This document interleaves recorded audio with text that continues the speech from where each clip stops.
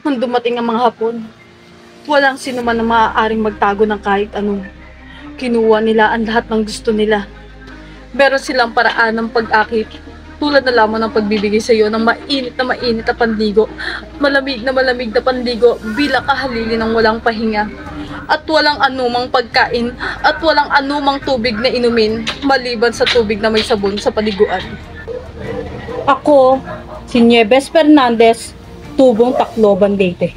Kinilala bilang Pilipinang maestra at kauna-unahan at nag-iisang babaeng guerrilla commander dito sa Pilipinas na lumaban sa panahon ng ikalawang digmaang pandaigdig.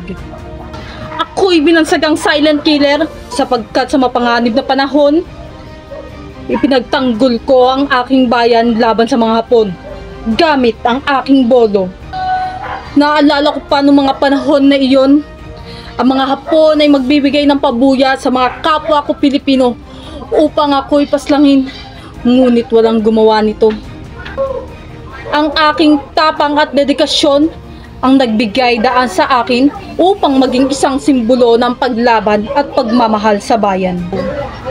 Sa bawat hakbang ko, patuloy kong ipinamamalas ang aking determinasyon na ipagtanggol ang kalayaan at karapatan ng aking mga kababayan. Muli, ako si Nieves Fernandez, handang lumaban at maglingkod sa bayan.